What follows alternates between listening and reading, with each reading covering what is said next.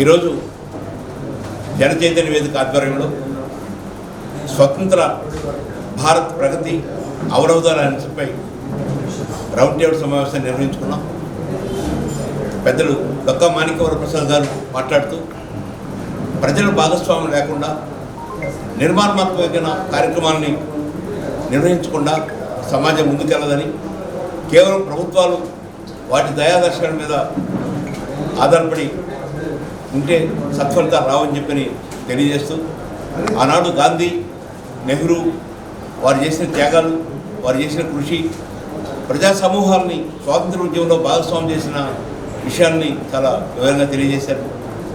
ఈరోజు భారతదేశం అనేక రంగాల్లో అభివృద్ధి చెందుతున్న మరొక వైపు చూస్తే ప్రపంచంలో అతి తక్కువ స్థాయిలో ఉన్న ప్రతి ముగ్గురు పేదల్లో ఒకడు భారతీయుడిగా ఉన్నాడు, ప్రతి ముగ్గురు నిరక్షరాస్యుల్లో ఒకరు భారతీయులుగా ఉన్నారు, ప్రతి ముగ్గురు నిరుద్యోగుల్లో ఒకరు భారతీయుడిగా ఉన్నారు.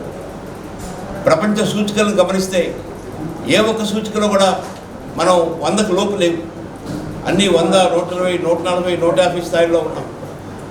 అది ప్రజాస్వామ్య సూచిక కావచ్చు, వ్యవసాయ అభివృద్ధి కావచ్చు, పారిశ్రామిక అభివృద్ధి కావచ్చు, పేదరికం కావచ్చు, ఇట్లా అసమానతలు కావచ్చు, స్త్రీ పురుషుల అసమానతలు కావచ్చు, ఏవి తీసుకున్నా కూడా మనం అతి తక్కువ స్థాయికి చేరిపోయి ఉన్నాం.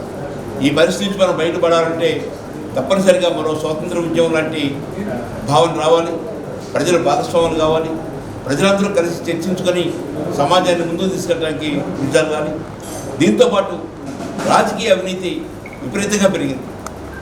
ఈరోజు మనం గమనిస్తే ఒక ఎస్ఐని తెచ్చుకోవాలంటే అక్కడున్న స్థానిక ఎమ్మెల్యేకి 10 లక్షల రూపాయలు ఇవ్వాల్సిన పరిస్థితి, ఒక సీఐని తెచ్చుకోవాలంటే 15 లక్షల రూపాయలు ఇవ్వాల్సిన పరిస్థితి, ఒక డిఎస్పీని తీసుకురావాలంటే 50 లక్షల రూపాయలు ఇవ్వాల్సిన పరిస్థితి, ఒక ఎంఆర్ఓని, ఒక ఎండిఓని, ఒక జిల్లా అధికారిని తీసుకురావాలంటే స్థానిక ప్రజాప్రతినిధులకి లక్షలాది రూపాయలు చెల్లిస్తున్న పరిస్థితి.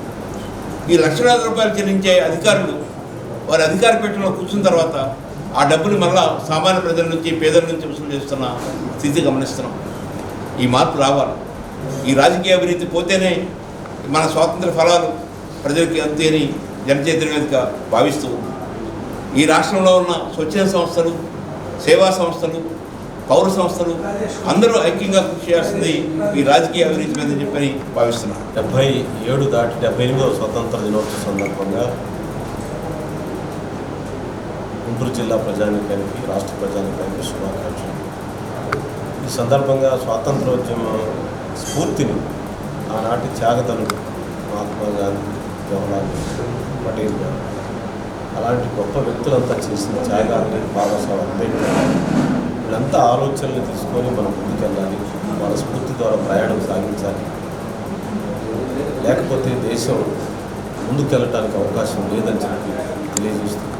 ఆ మహనీయుల త్యాగ ఫలాన్ని మనందరం కూడా అందుకోవాలి, వాళ్ళ యొక్క స్ఫూర్తితో ముందుకెళ్ళాలని నేను విజ్ఞప్తి చేస్తాను.